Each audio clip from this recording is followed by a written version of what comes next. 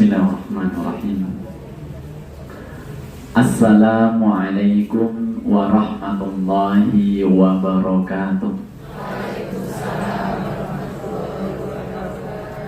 Alhamdulillah, alhamdulillahilladzi anzalas sakinata fi qulubil mu'min. Wa alhamdulillahilladzi arsala rasulahu bil huda wa dinil haqq liyudhhirahu 'alad dini kullih wa kafa billahi syahida. Asyhadu an la ilaha illallah wahdahu la syarika lah wa asyhadu anna Muhammadan abduhu wa rasuluh la nabiyya wa la rasula ba'dah. Allahumma salli wa sallim wa barik ala Muhammadin wa ala alihi wa ashabihi ajma'in, amma ba'du. Faqad qala Allah ta'ala fi kitabihil karim, a'udzu billahi minasy syaithanir rajim, bismillahirrahmanirrahim. Wa man ahsanu qawlan mimman da'a ila Allah wa 'amila shalihan wa qala innani minal muslimin. Wa qala aidan yarfa'illahu alladhina amanu minkum walladhina utul 'ilma darajat. Alayhi sadaqallahul 'azim. Ma'asyiral muslimin, ibu-ibu, bapak, jamaah kajian Ahad pagi rumah makan gratis RMG. Pertama, marilah kita senantiasa bersyukur kepada Allah Subhanahu wa ta'ala. Alhamdulillah, kehidupan kita senantiasa melimpah ruah nikmat Allah. Kehidupan kita alhamdulillah penuh dengan kenikmatan. Siapa di sini yang merasa kurang nikmat? Ada? Enten ingkang ngraosaken kirang nikmat mriki? Karena Allah menyampaikan bahwasanya seandainya ada yang mau ngitung nikmatnya Allah itu enggak mampu. Tidak mampunya menghitung itu dikarenakan begitu banyak nikmat yang Allah berikan, sehingga tidak akan ada seorang hamba yang bisa menghitung sampai detail nikmat-nikmat Allah. Karena bahkan di saat kita tidur Allah memberikan nikmat yang banyak. Bahkan mohon maaf, di saat seorang hamba tidak berdoa kepada Allah masih juga diberikan nikmat. Maka mari mengawali kajian pagi hari ini kita bersyukur kepada Allah, karena syukur bagian dari iman dan syukur mampu menambah nikmat Allah. Wa idh ta'adzana rabbukum la in syakartum la azidannakum wa la in kafartum inna adzabi lasyadid. Kalaulah kita bersyukur akan ditambah, tapi kalau kita kufur terhadap nikmat Allah, sungguh azabnya sangat pedih.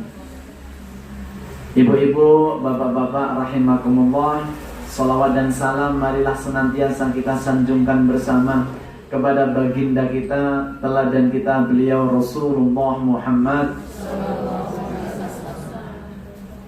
juga kepada keluarga-keluarga beliau, para sahabatnya. Mudah-mudahan kita termasuk di dalamnya, yaitu umat yang dimudahkan mempelajari apa yang diajarkan Rasul, dimudahkan mengamalkan apa yang kita pelajari. Lebih-lebih kita mampu untuk menyebarluaskan semampu kita, baik lewat tulisan, baik lewat lisan, maupun dengan tindakan. Maka insya Allah itu sebagai satu wasilah yang bisa mengantarkan kita kepada ridhonya Rasulullah, yang nanti akan mencari kita sebagai umatnya, kemudian diajak oleh beliau, dimintakan ampunan di hadapan Allah, kemudian digandeng untuk masuk surganya Allah Subhanahu wa ta'ala. Ibu-ibu, bapak, jamaah rahimakumullah, alhamdulillah, harus bersyukur kalau ibu dari rumah masing-masing, baik yang dekat maupun yang jauh, kemudian dimampukan sampai ke sini dalam rangka kita menuntut ilmu. Itu nikmat yang besar. Paling jauh di mana ini? Dari mana? Wonosobo semuanya. Ada yang luar kecamatan Wonosobo? Ada. Oh, alhamdulillah. Ada yang Kecamatan Kertek ada, Kecamatan Kalikajar ada, Masya Allah. Sapuran ada, Subhanallah. Kepil ada, oh, Masya Allah. Dari rumah jam 7 Ibu, kurang dari jam 7 malah. Alhamdulillah. Bersyukur, kenapa? Karena perjalanan Ibu yang dari Selomerto, yang dari Sapuran, dari Kalikajar, dari Kertek, dari manapun tempat, kalau kemudian tadi membuka pintu, diniatkan untuk menuntut ilmu, diniatkan untuk hadir ke majelis taklim, maka setiap putaran roda motor, roda angkot, roda mobil yang mengantarkan kita ke sini, itu sebab yang nanti akan memudahkan kita menuju surganya Allah. Jadi antara Ibu yang di sini sama mereka yang sekarang sedang healing di Dieng, itu tesih bejo panjenengan. Karena yang Ibu lakukan di sini itu menuju mudahnya jalan ke surga. Man salaka tariqan yaltamisu fihi ilman, sahalallahu lahu tariqan ilal jannah. Siapa yang menempuh satu jalan menuju ke satu majelis taklim, menuju tempat kajian, menuju ke pengajian, maka jalannya saja memudahkan kita menuju surga. Baru jalannya saja, Bu. Maka kita akan membahas tentang hebat dan penting serta mahalnya ilmu pagi hari ini. Ilmu itu akan berefek kepada kita semuanya. Baik ibu bapak sebagai penuntut ilmu, ibu bapak sebagai pemilik ilmu, ibu bapak sebagai orang yang mempraktikkan ilmu yang dimiliki, ibu dan bapak yang menitipkan anak-anaknya ke sekolah, ke pesantren dalam rangka menuntut ilmu, maka dahsyatnya ilmu itu akan kembali kepada kita. Ibu-ibu dan bapak jamaah rahimakumullah, ketika kita berbicara tentang ilmu, kita akan berangkat dari hal yang paling mendasar tentang bagaimana hukum menuntut ilmu. Maka kalau ada pertanyaan apa hukum menuntut ilmu, maka kemudian jawabannya adalah talabul ilmi fariidatun ala kulli muslimin wa muslimatin. Bahwa menuntut ilmu itu wajib hukumnya bagi muslim laki-laki maupun muslim perempuan. Hukumnya wajib. Hukumnya apa, Ibu? Wajib.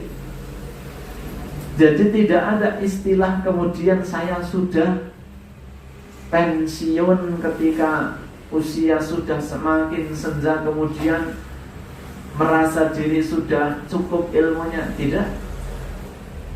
Utlubil ilm minal mahdi ilal lahdi. Tuntutlah ilmu itu sejak kita lahir sampai nanti kita ke liang lahat. Bahkan ada ulama mengatakan, belajarlah engkau sampai kapanpun, sehingga kelak suatu hari ketika kita dimakamkan, maka tinta-tinta ilmu itu akan menghiasi nisan-nisan kita. Maka alhamdulillah bersyukur, ibu-ibu ada yang yuswane sudah di atas 50, nonton? Ada yang yuswane pun di atas 60, ada yang yuswane di atas 70, hadir? Ada? Masya Allah. Di atas 75 ada? Subhanallah. Simbah 77 ini simbah mempraktekan utlubil ilma minal mahdi ilal lahdi. InsyaAllah husnul khotimah suatu hari nanti. Berangkat dari hukum wajibnya menuntut ilmu, kemudian tadi disebutkan tentang jalan menuntut ilmu akan menjadikan kita mudah ke surga. Ibu-ibu yang dirahmati Allah, Allah itu menempatkan ilmu di satu tempat yang istimewa, termasuk juga para penuntutnya. Allah menyampaikan dalam firman-Nya Quran surat Al-Mujadilah ayat yang ke-11, Di potongan yang akhir Allah menyebutkan yarfa'illahu alladzina amanu minkum walladzina utul ilma darajat. Allah itu akan meninggikan beberapa derajat. Yang pertama orang yang beriman, yang kedua orang yang menuntut ilmu. Jadi dua orang ini, satu orang yang beriman, kedua orang yang menuntut ilmu, janji Allah pasti dinaikkan derajatnya.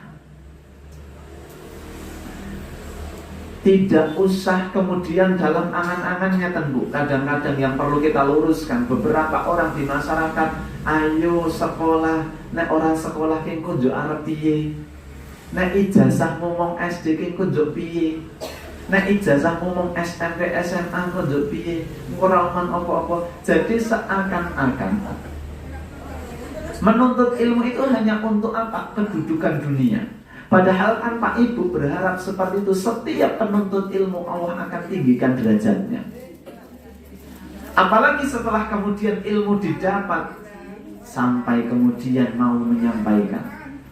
Maka Nabi pernah menyampaikan, sesungguhnya Allah dan para malaikat-malaikatnya dan para makhluk-makhluk Allah, baik yang ada di langit sampai yang ada di bumi, bahkan semut-semut yang ada di lubang, sampai ikan-ikan yang ada di lautan, semua mendoakan kebaikan kepada mereka yang menyebarkan ilmu.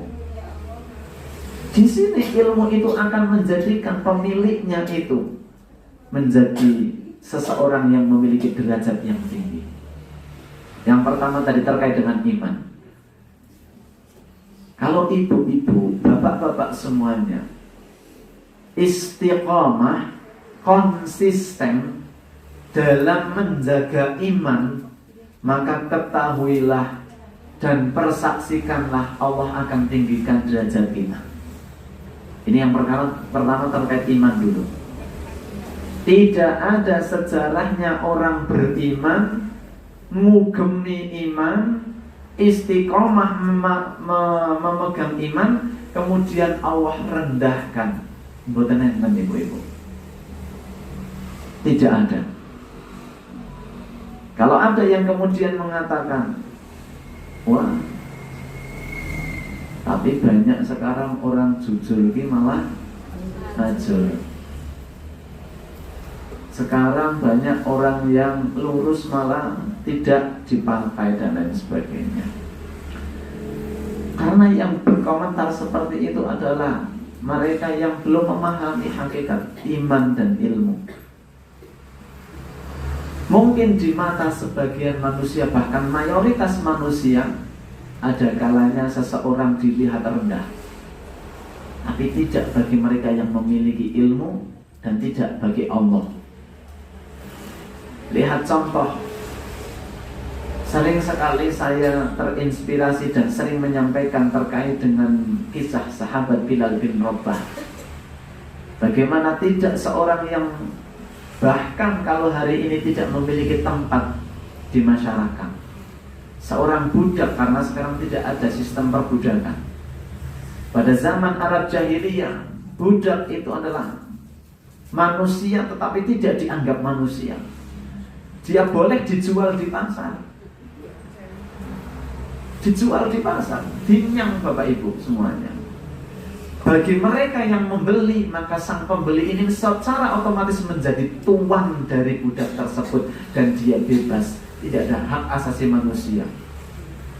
Mau dia perlakukan seperti apapun boleh. Ketika tidak manut mau disiksa, boleh, tidak akan dihukum tuannya karena dia sudah membeli. Kalau nanti dia sudah tidak puas dengan pekerjaannya, dengan apa, nanti dibawa ke pasar dijual lagi.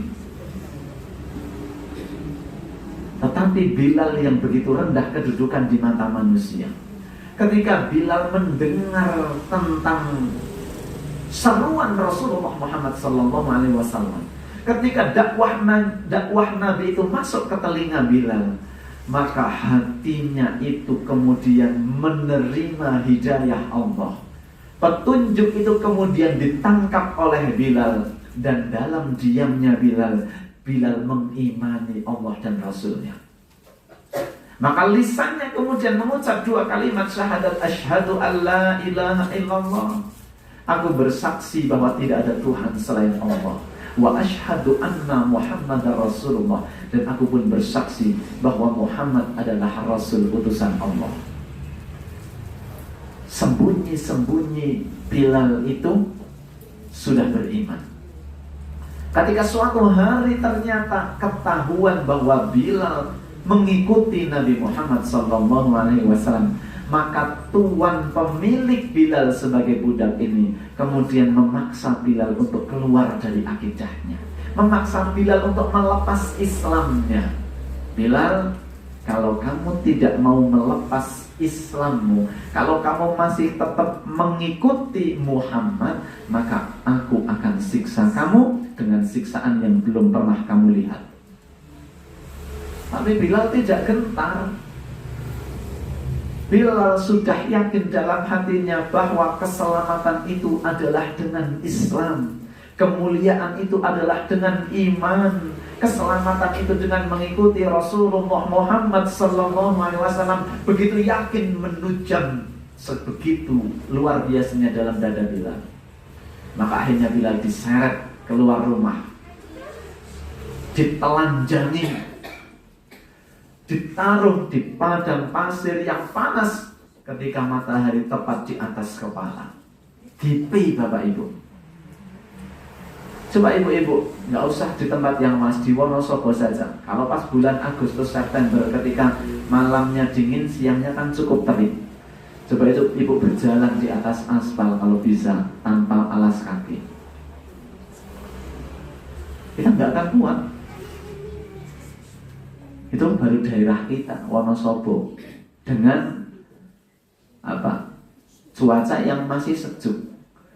Di Arab, ibu-ibu yang pernah tidak haji, tidak umroh, luar biasa. Suhu di sana paling tidak 40 ke atas derajat Celcius. Itu Bilal ditelanjangi, dibaringkan di atas padang pasir yang panas, menghadap ke langit, tidak diberi air seteguk pun. Kemudian selalu dikatakan, bagaimana rasanya Bilal? Panas? Bagaimana rasanya Bilal haus? Panggil Tuhanmu Bilal, panggil Tuhanmu. Aku tidak akan berhenti menyiksamu ketika engkau tidak melepas imanmu, ketika engkau tidak melepas Islam. Di Bilal tidak berdaya, hanya terdengar lirih dalam lisannya mengatakan ahadun ahad, ahadun ahad.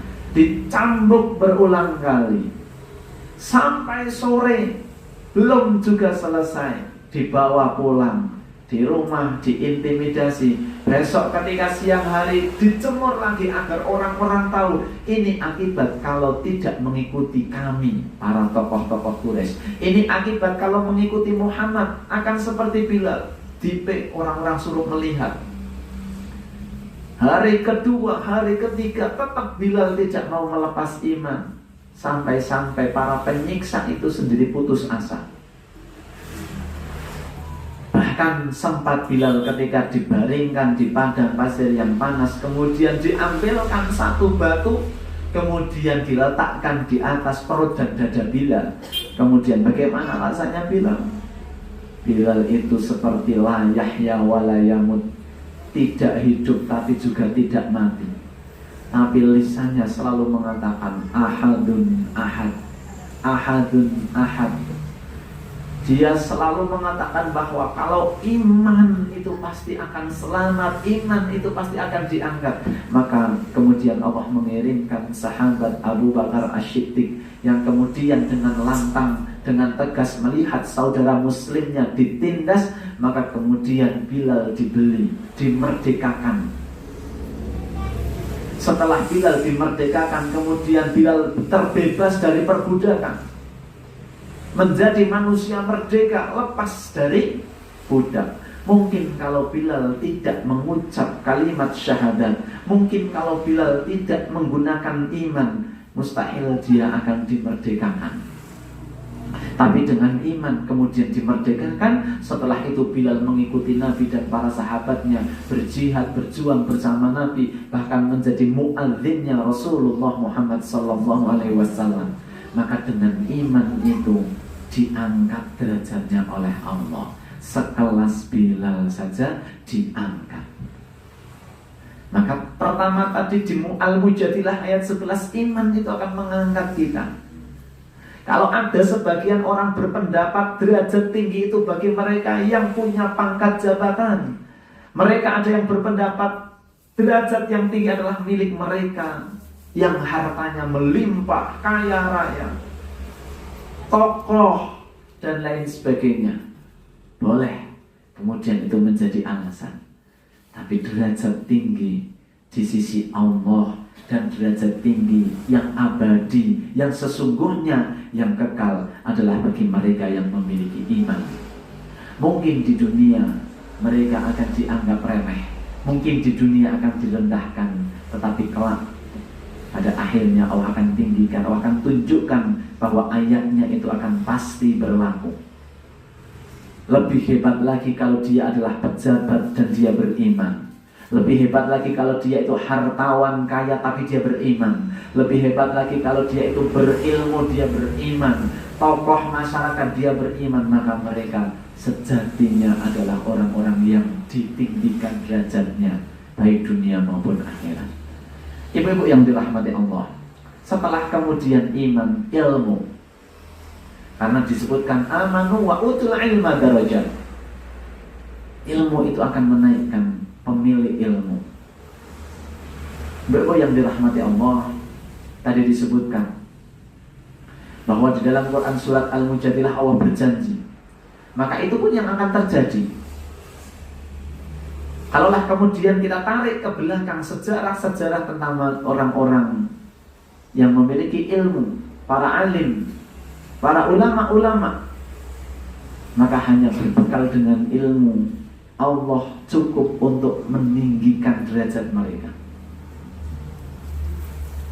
Ibu-ibu yang dirahmati Allah, kalau kita membahas tentang ilmu, kita tidak akan lepas dari ketika Allah membahas Nabi Adam alaihi salam pertama kali dicipta oleh Allah. Di mana Nabi Adam dicipta? Dan pertama kali kemudian tinggal Nabi Adam di mana, ibu bapak? Di surga.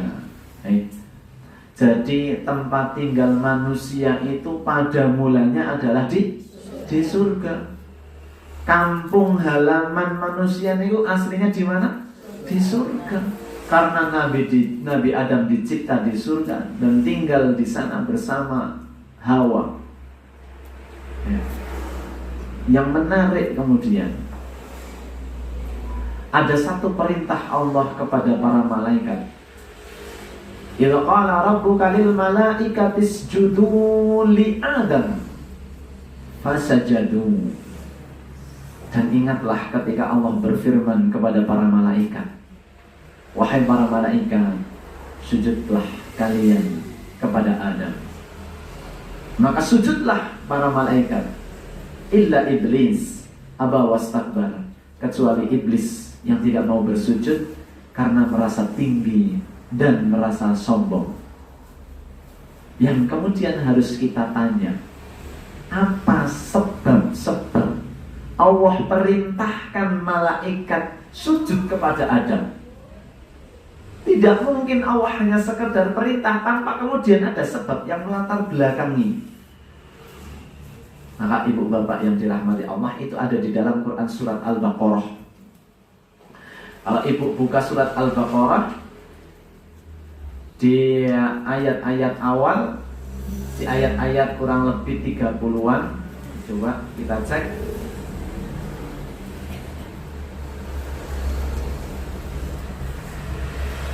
Di ayat yang ke-30 Allah berfirman, a'udzubillahi minasyaitonirrajim.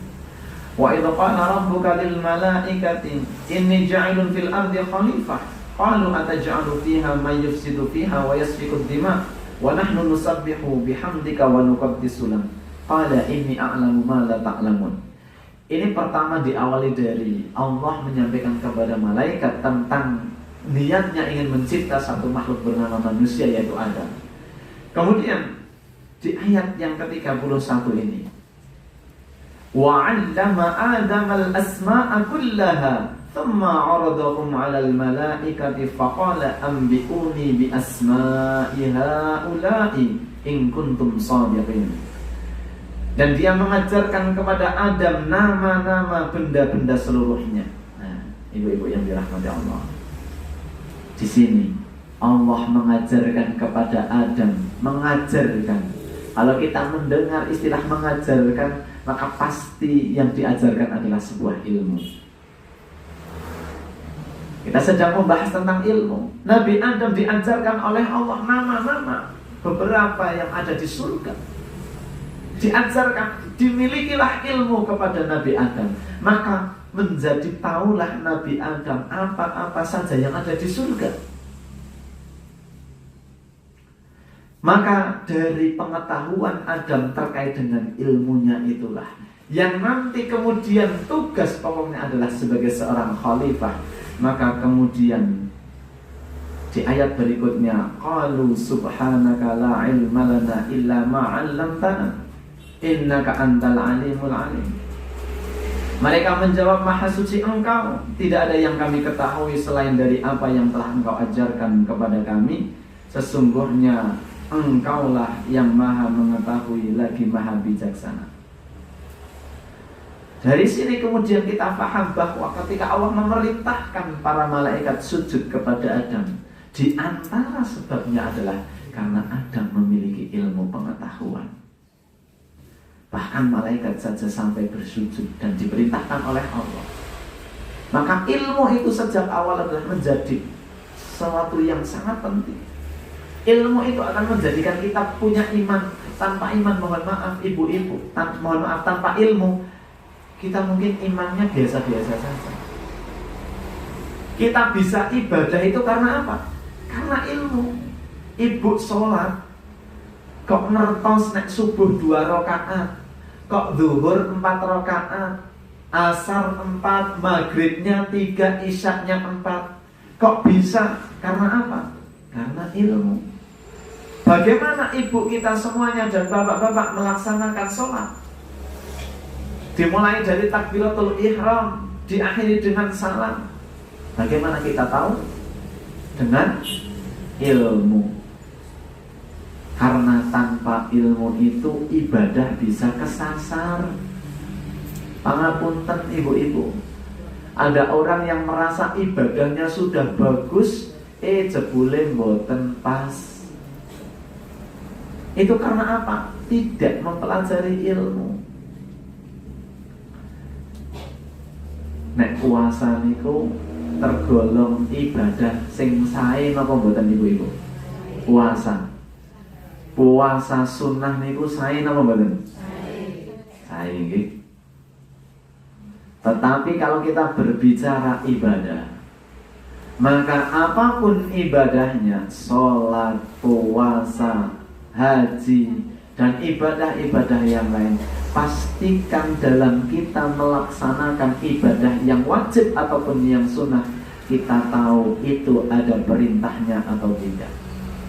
Karena kaidah ibadah itu semua ibadah haram dilakukan kecuali ada dalil yang memerintahkan. Sedangkan muamalah kebalikannya semua boleh dilakukan, boleh, sampai ada satu ayat atau dalil yang melarangnya. Maka puasa sekalipun baik, ada orang puasa Senin dan Kamis, saya napa mboten Bu? Onten tiyang puasa di tanggal 13, 14, 15 setiap bulannya. Saya napa mboten? Disebut puasa napa niku? Yaumul Bid atau Ayyamul Bid. Ada puasa hari Arafah, ada puasa Daud, dan beberapa jenis puasa sunnah yang lain. Tapi punten-punten pangapunten, kalau puasa kemudian ngepas ke hari lahirnya atau ngepas ke hari meninggalnya orang tua, kinten-kinten niku enten dawuh Nabi napa mboten? Padahal puasa sae napa mboten? Begitulah kalau beribadah pangapunten boten dilandasi ilmu. Maka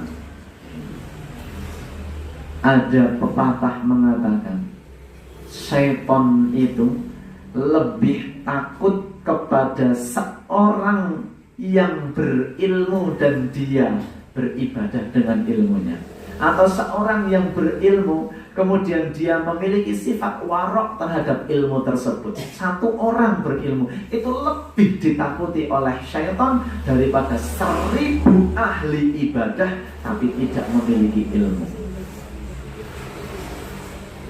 Jadi setan mau ngakoni itu. Setan itu ngakoni nun sewu nggih, kita tidak sedang membeda-bedakan. Kita tidak sedang membanding-bandingkan. Kita tidak meninggikan atau merendahkan seseorang satu dengan yang lainnya. Tapi setan saja niku takut terhadap orang yang berilmu. Dia memiliki sifat warok, kehati-hatian, daripada 1000 ahli ibadah. Wong sewu niku ahli ibadah, sholat tidak pernah ditinggal, puasa selalu dikerjakan, bahkan tidak hanya yang Ramadan, yang sunnah dia kerjakan. Tapi ahli-ahli ibadah ini tidak memiliki ilmu, alias mohon maaf bodoh. Maka setan lebih takut kepada satu orang saja yang berilmu dari 1000 orang yang bodoh. Niku, di sini kita semakin paham bahwa betapa pentingnya ilmu dalam kehidupan kita. Ibu-ibu yang dirahmati Allah, maka kemudian agama kita kalau membahas tentang ilmu, kemudian kita ingin belajar terkait dengan ilmu, maka ketika kita berguru kepada siapapun, entah itu di sekolah, entah itu di pesantren, entah itu di kampung-kampung, nggih, ada kiai, ada ulama yang mengajarkan kepada kita tentang ilmu agama, bagaimana tata cara sholat, bagaimana wudhu yang benar, bagaimana berumah tangga yang baik. Kalau di tempat panjenengan semuanya, di kampung panjenengan ada, maka ada 3 hal yang harus diberikan. 1, berikan sifat taklim atau penghormatan kepada orang-orang yang berilmu. Bukan berarti orang yang berilmu itu ingin dan kepingin dihormati, tidak. Tapi begitulah adab kita ketika kita membutuhkan ilmu dari seseorang, maka kita harus bersikap taklim. Bahkan mohon maaf, sekalipun beliau itu secara strata sosial lebih rendah dari kita. Contohnya begini, umpamanya ibu-ibu ini adalah orang yang berpangkat, kepala kantor, anggota dewan. Ibu-ibu mungkin sebagai seorang menteri atau keluarga dari atau istri dari seorang yang berpejabat tinggi dan sebagainya. Tapi kemudian ketika ibu atau keluarga ibu atau anak-anak kita semuanya itu kita bawa untuk belajar kepada seseorang yang orang yang mengajari itu di strata sosial adalah orang yang biasa saja, maka itu pun wajib bagi kita untuk bersikap taklim atau memberi rasa hormat. Itu dicontohkan oleh Khalifah Harun ar-Rasyid. Khalifah itu jabatan tertinggi di zamannya. Cara saniki berarti presiden, karena yang paling tinggi kan presiden. Dulu khalifah, ada seorang khalifah bernama Harun ar-Rasyid, mengirimkan putranya dibawa kepada seseorang yang berilmu untuk diajarkan. Cara saniki nggih dititipke teng pondok, ke pesantren. Maka kemudian anaknya belajar. Persis seperti ibu dan bapak semuanya suatu hari pengen jenguk anak. Ibu bapak pernah kan? Mau jenguk anak sekolah, jenguk anak di pesantren. Kemudian seorang khalifah ini, presiden ini Harun ar-Rasyid, kemudian memasuki, dan ketika sudah masuk di area tempat menuntut ilmunya sang putra, ternyata beliau melihat pemandangan yang luar biasa. Beliau melihat putranya sendiri sedang membawa satu tempat yang berisi air, kemudian airnya dituangkan, kemudian dia melihat ternyata gurunya, kiainya sedang berwudu dari air yang dituangkan oleh putranya. Dan yang melihat itu adalah seorang khalifah, seorang presiden. Ini luar biasa. Kemudian setelah selesai, maka kemudian sang khalifah menjumpai putra dan gurunya, menjumpai anak dan juga kiainya. Beliau kemudian berkata kepada sang kiai, "Wahai guru, wahai alim, kenapa tidak engkau suruh anakku menuangkan air, kemudian tangan yang satunya membasuh kakimu?" Ini sungguh pernyataan yang sangat menakjubkan. Seorang yang berpangkat, seorang yang memiliki kedudukan tinggi, bahkan seorang khalifah, itu ternyata tidak masalah anaknya sedang seperti itu, karena itu sedang bentuk takdim kepada gurunya. Bahkan sang khalifah tidak puas hanya sekedar menuangkan, tetapi dia berharap tangan yang satunya mencuci kaki dari gurunya, mencuci, karena itu adalah bentuk takdim. Bagaimana yang terjadi hari ini, ibu-ibu? Bagaimana yang terjadi ketika ada orang hebat, orang besar, orang berpangkat, orang kaya, kemudian anaknya diperlakukan seperti itu? Apa yang terjadi, ibu? Dilapor ke polisi. Ya, itu bukan rahasia. Dimanapun tempat, tidak hanya di sini. Kita lihat layar kaca, televisi, koran, di HP kita berapa banyak guru dilaporkan ke polisi oleh siapa? Orang tua dari anak yang sedang belajar di situ. Kasusnya bukan kasus yang hebat. Kasusnya kenapa? Karena anaknya diseneni, dijewer, didisiplinkan. Allahu Akbar. Padahal sang khalifah tadi dikisahkan, kita melihat. Lalu apa yang terjadi? Masya Allah, ada guru yang didenda sampai 100 juta. Ada guru yang sampai salah satu matanya tidak bisa melihat karena diketapel oleh orang tua. Islam mengajarkan itu, ibu-ibu dan bapak semuanya. Ibnu Abbas itu orang yang mulia. Ibnu Abbas itu Rasul kemana-mana ikut. Suatu hari Ibnu Abbas itu apa, Bu? Nuntun tali kudanya sahabat Zaid bin Sabit. Nuntun kuda niku nek cara santeng mriki mungkin markir ke kendaraan. Gina mboten. Padahal Ibnu Abbas itu ilmunya hebat luar biasa. Orang-orang kemudian, ya Allah, wong pinter wono malah markiri nek cara saniki. Tapi Ibnu Abbas mengatakan, beginilah kami diajarkan untuk menghormati guru-guru kami. Imam Syafi'i pernah berguru kepada Imam Malik. Ketika berguru dengan Imam Malik berhadapan, untuk membuka kitabnya saja, mau buka itu bukanya pelan-pelan banget, khawatir dianggap tidak sopan. Ketika Imam Syafi'i bergantian menjadi guru, santrinya, muridnya datang mengajarkan seperti ini, mengajarkan. Salah satu muridnya kehausan, dia membawa minum. Dia sudah pegang minumnya, pengen mau minum, tapi karena Imam Syafi'i melihatnya, dia nggak berani minum. Kenapa? Khawatir dianggap tidak sopan. Begitu hebatnya ulama-ulama terdahulu. Itu kenapa ilmunya menjadikan keberkahan. Kalau hanya kemudian, mohon maaf, saya juga kita semuanya sebagai orang tua, siapa orang tua yang ridho dan rela kalau anaknya dijewer, diselentik, diseneni dengan siapapun, siapa pasti kita pun tidak rela. Gimana membuatnya? Apalagi ibu yang mengandungnya, ibu yang melahirkan, ibu yang menyusui. Anak nangis saja langsung, sopo sing nakal. Itu kan memang naluri seorang ibu dan juga seorang ayah sama saja. Tetapi ketika terkait dengan pendidikan, terkait dengan ilmu, ketika kemudian anak menyampaikan kepada kita, menyampaikan kepada orang tua apa yang terjadi, maka tampung dulu. Kemudian apa sebab-sebab itu bisa terjadi. Begitulah Islam mengajarkan kepada kita. Maka kemudian kita klarifikasi, kalau dalam bahasa agama namanya tabayun.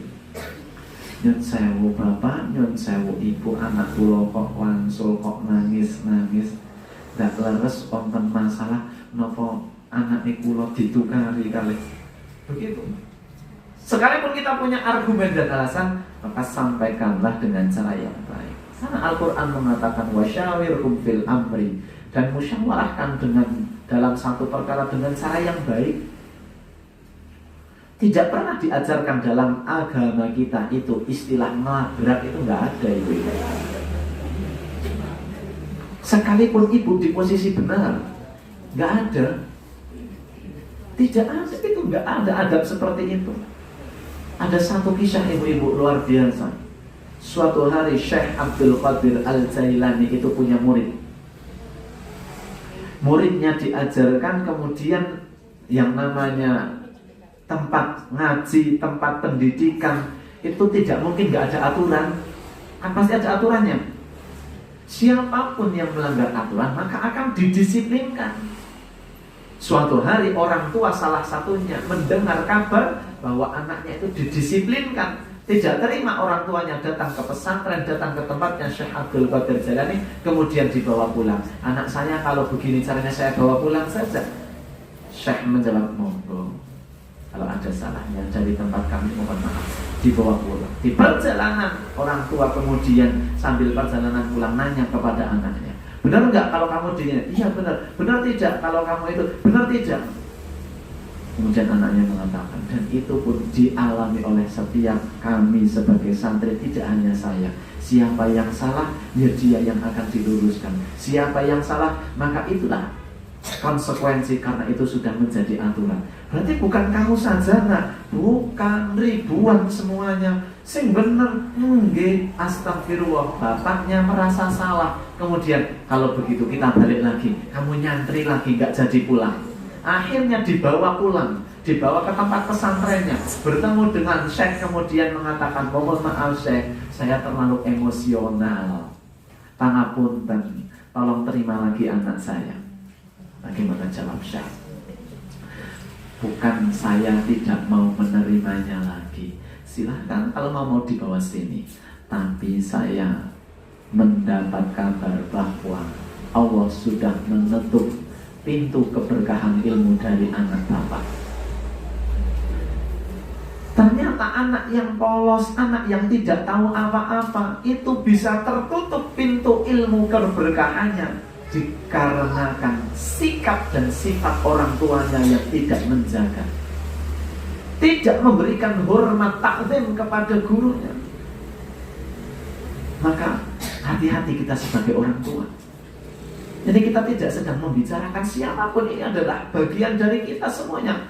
Karena kita adalah bagian dari masyarakat. Kita harus jangan menormalisasi bahwa guru tidak boleh. Nah nanti kalau guru nggak mau ngajar, terus kita mau ajarkan kepada siapa anak-anak kita? Ibu-ibu yang dirahmati Allah, itulah sikap takdim. Yang kedua adalah sikap tawadhu. Sikap merendahkan diri kita di hadapan guru kita, di hadapan guru anak-anak kita. Tawadhu.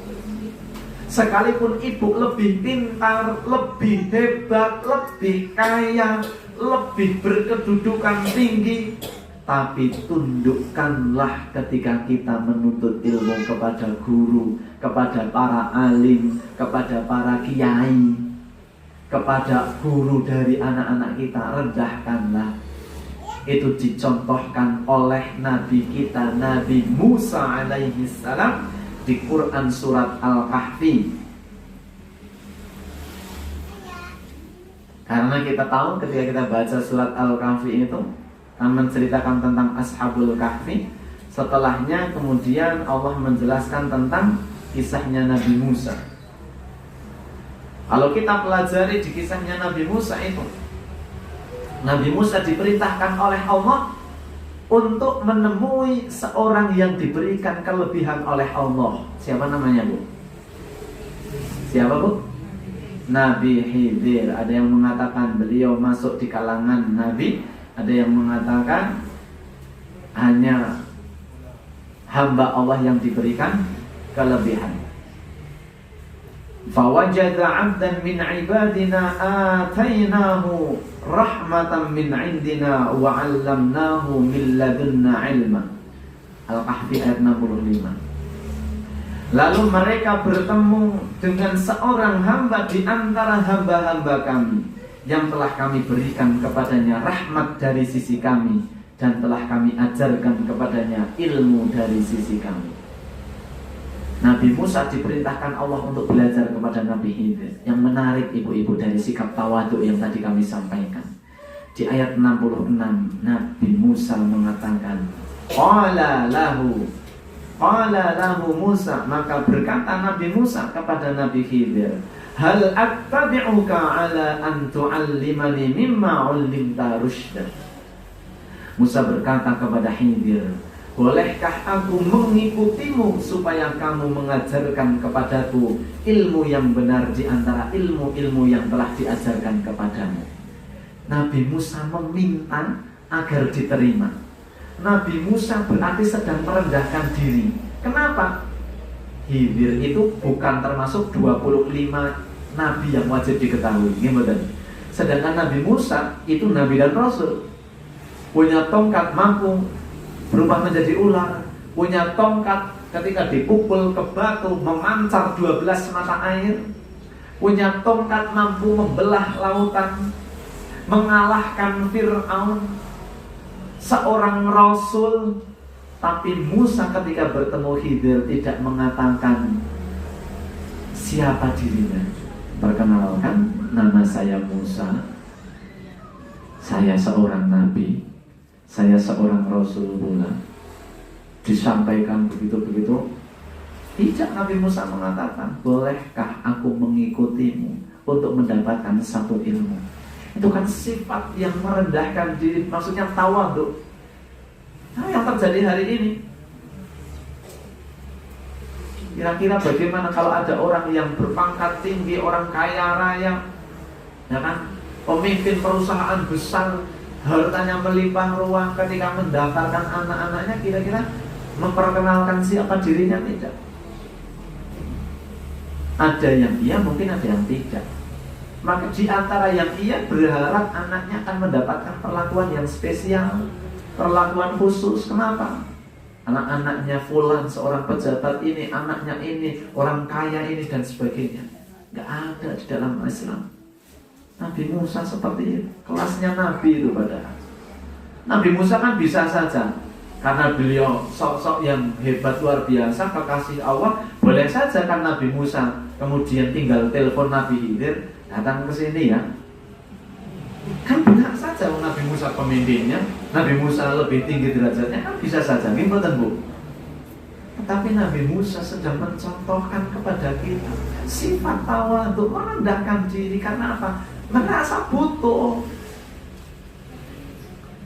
Dan kemudian Nabi Khidir mengatakan, qala innaka lan tastati'a ma'iya sabra. Ketahuilah bahwa engkau Musa tidak akan mampu sabar bersamaku. Wa kaifa tasbiru ala ma lam tuhid bihi khubra. Bagaimana kamu wahai Musa akan sabar terhadap satu perkara yang kamu belum tahu? Nabi Musa meyakinkan biar diterima. Qala satajiduni insyaallah sabiran. Berkata Nabi Musa, insyaallah engkau akan dapati saya termasuk orang yang sabar. Fantolako, maka berlalu kedua, baik Nabi Musa dan Nabi Khidir berlalu. Tapi Nabi Khidir ketika menerima memberikan satu syarat. Apa syaratnya? Fala tas'al'i an syai'in hatta uhdita laka minhu dzikra. Syarat kamu mengikuti saya, jangan pernah bertanya apapun kalau belum saya jelaskan. Raentok tekok. Baik, sami'na wa ata'na. Fantolako, maka berlalu hatta idza raqiba fis safinati kharaqaha. Sampai ketika keduanya menumpang di salah satu kapal, naik kapal, kemudian berlayar di lautan, kapal yang sederhana, horokoha, maka Nabi Khidir kemudian melubangi kapalnya. Wajar jenengan ikut RMG suatu hari piknik, temejer rasa jaga, temejer numpak gedek. Nah, terus mungkin pengurus RMG gedek dilubangi. Kira-kira jenengan sebagai penumpang temriku mendel mawon apa komentar? Pripun komentare? Wah, ya kan pasti dengan teriak-teriaknya seorang emak-emak kan pasti saya benar kayak DG. Ya, Nabi Musa kemudian mengatakan, satu, apakah engkau akan membunuh kita semuanya dengan masuknya air, kemudian menenggelamkan kita? Yang kedua, ini kapal kan bukan milik kamu, lah kok malah dilubangi? Begitu kan? Kemudian Nabi Khidir mengatakan, saya sudah sampaikan, lantas tapi anak ya sobro, kamu tidak akan mampu sabar bersamaku. Nabi Musa, aku pulang kesupen. Ingat ya, jangan tanya lagi. Siap. Berlalu. Fantolako, maka kemudian berlalu. Hatta idza laqiya ghulaman faqatalahu, sampai kemudian tidak sengaja ketemu kali seorang remaja. Maka kemudian Nabi Khidir nggak tanya, nggak apa, tahu langsung dibunuh. Maka kan langsung Nabi Musa, astagfirullahaladzim, sehat apa buatan jenengan? Ya ada orang nggak salah kok, tahu-tahu langsung dibunuh kan? Coba jenengan lagi jalan, tahu-tahu kepethuk wong terus mboten tadi dibunuh, nanti momen ditangkap serangan nanti itu. Kan jenengan sing ngopo? Ngoten niku. Nek nang omah ana masalah dirampung nang aja dolan dhisik. Nabi Khidir menjawab, kamu gak akan mampu sabar denganku. Sampai kemudian yang ketiga, mereka masuk ke satu kampung, penduduknya gak ada yang ramah, tapi kemudian di antara kampung itu ada rumah yang dindingnya hampir roboh. Kemudian Nabi Khidir berhenti, kemudian membetulkan dinding tersebut. Nabi Musa bertanya, yang pertanyaan itu menjadi sebab perpisahan mereka. Tapi kemudian Nabi Khidir akan menjelaskan tentang apa yang menjadikan Nabi Musa tidak bisa bersabar. Nabi Khidir mengatakan bahwa kapal yang aku lubangi itu milik seorang nelayan miskin, yang dia hanya memiliki sumber mata pencaharian lewat kapal tersebut, lewat kapal sederhana tersebut. Sedangkan di depan mereka ada raja yang zalim, yang senangnya merampas. Maka ketika dia akan merampas, dia melihat kapalnya rusak, dia tidak jadi. Maka Allah menyelamatkan nelayan tersebut. Nabi Musa, oh kayak kowe doblong. Kemudian seorang remaja yang dibunuh, kemudian dijelaskan bahwa remaja itu adalah pemuda yang kafir, yang tidak beriman, sedangkan kedua orang tuanya adalah orang yang beriman kepada Allah. Allah khawatir nanti anak ini besar, dia akan menyeret orang tuanya mengikuti dia. Maka aku diperintahkan untuk membunuh, dan Allah akan menggantikan dengan anak yang lebih baik. Dan itu aku melakukan bukan kehendakku, tapi atas petunjuk dan perintah Allah. Kayak kue. Begitu. Kemudian ketika masuk ke satu kampung, kampungnya nggak ada yang nyapa, wongeng buat nonton sing ramah, malah dindingnya dibetulkan. Karena di dalam rumah tersebut ada harta peninggalan warisan orang tua, sedangkan anak-anaknya masih kecil.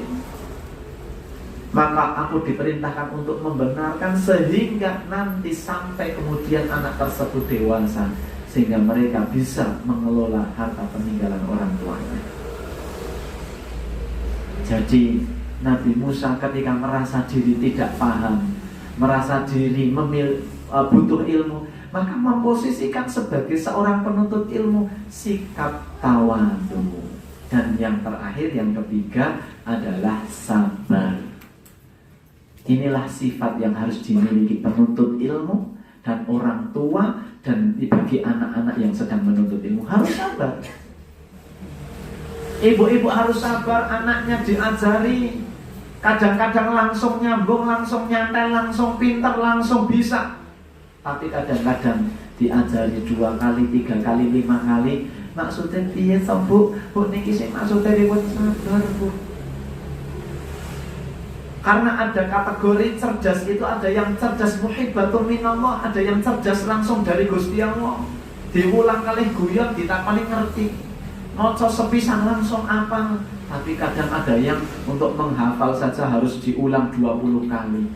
Jangan kemudian nih, rige si DE, kae lho delok, kae iki wis tekan ayat 12, DE gen ayat 1 wae. Sabar. Baik orang tua maupun anaknya. Anak kok pulang kemudian ladul kali ibu, Bu, temannya begini, temannya nakal, temannya usil, gurunya galak begini. Ibu, hal pertama yang disampaikan adalah, nak, begitulah menuntut ilmu. Kadang ada hal-hal yang tidak kamu suka, ada teman yang tidak sesuai keinginanmu, kadang ada guru yang tidak sesuai keinginanmu, kadang ada pelajaran yang enak diterima, kadang ada yang tidak. Begitulah menuntut ilmu. Sabar ya nak ya. Gitu. Itu yang panjenengan rasakan, bukan ketika dulu pulang dari TPQ kemudian diseneni nangis, wadul kali bapak malah diseneni. Karena bapak ibu panjenengan ngaji, anaknya wadul tekan rumah tambah diseneni. Mulane dikikip sing manut, nek diwarai keliru diseneni guru nih. Akhirnya zaman dulu kalau di TPQ, di pondok, di sekolah ada apa-apa nggak berani bilang-bilang ke rumah, gitu. Karena sampai di rumah justru tambah diseneni. Dan sekarang anak yang nangis dari ngasih wadul, langsung nih, siapa ngomong sama mama sini, ngomong siapa yang nakal sama kamu, ayo ngomong sama bapak, mana gurunya, mana kepala sekolahnya. Itu langsung tertutup pintu-pintu petunjuk Allah. Itu ya ibu-ibu ya. Sekarang kita ada di zaman yang seperti itu soalnya. Jadi harus banyak-banyak bersabar di poin ketiga. Baik bagi penuntut ilmu maupun orang tua dari yang menuntut ilmu. Harus sabar. Wadul kancane onten sing usil, onten sing jali, onten sing nakal. Walaupun sebagai orang tua kita pasti emosi, berusaha diri, tapi kita tunjukkan di hadapan anak-anak kita, nggak apa-apa. Ada yang iman, ada yang usil, ya begitulah. Kamu sabar ya. Kamu harus tetap survive, harus kuat. Besok harus tetap berangkat lagi. Walaupun nanti di balik layar tanpa sepengetahuan anak kita cari tahu siapa yang musilin anak kita, kita kasih tahu. Jangan ya Dik ya, jangan. Anak saya masih kecil, jangan digituin ya. Kalau saya sendiri saja pernah lepas kontrol ketika anak saya masih kecil, dinakali bocah gede-gede, pulang-pulang nangis. Karena saya cari tahu ternyata yang nakali jauh lebih dewasa, lepas kontrol. Tapi kalau yang nakali seumuran harus biarin. Jadi ini sebagai pengingat, usi binafsi bagi kita semuanya. Mari kita normalkan suasana yang hari-hari ini sudah mulai tidak normal. Kita normalkan kembali ibu-ibu. Jenengan harus menjadi agen untuk menormalkan kembali sesuatu yang sudah mulai tidak normal. Jenengan harus menjadi agen untuk mewaraskan sesuatu yang hari ini mulai tidak waras. Iya ibu-ibu, jenengan harus menjadi agen pembawa obat bagi orang-orang yang sudah mulai sakit hari ini. Karena kalau kita tidak menyampaikan, kita tidak menjadi agen perubahan di masyarakat, kadang hal buruk menjadi sesuatu yang normal. Gitu.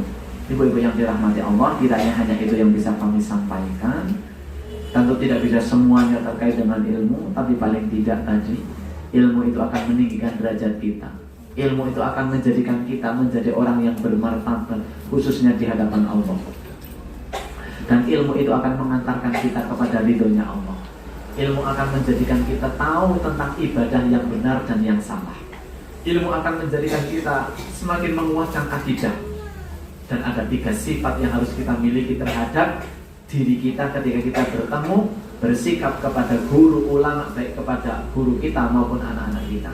Yaitu 1 sifat taklim, yang kedua sifat tawadhu, dan yang ketiga sifat sabar. Itu saja ibu-ibu yang dirahmati Allah. Mudah-mudahan semuanya diberi kekuatan oleh Allah, anak-anak kita diberikan kekuatan oleh Allah, guru-guru kita diberikan kekuatan oleh Allah, guru-guru dari anak-anak kita diberi kekuatan oleh Allah, dan Allah kuatkan kita semuanya sehingga Islam semakin kuat, Islam semakin maju, Islam semakin mampu memimpin peradaban zaman ini, memimpin umat ini.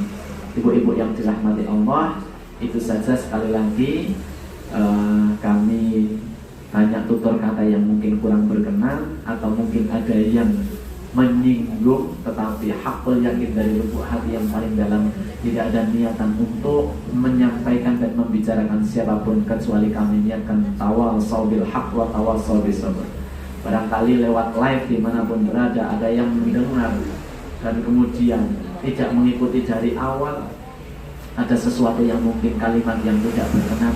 Tidak ada maksud kecuali dalam Islam kewajibannya adalah saling menasehati. Hakul muslim alal muslim, hak seorang muslim terhadap muslim yang lain, salah satunya adalah saling memberikan nasihat. Hadanallahu wa iyyakum ajma'in, nasrun minallahi wa fathun qarib. Kami akhiri billahi taufiq wal hidayah. Assalamualaikum warahmatullahi wabarakatuh.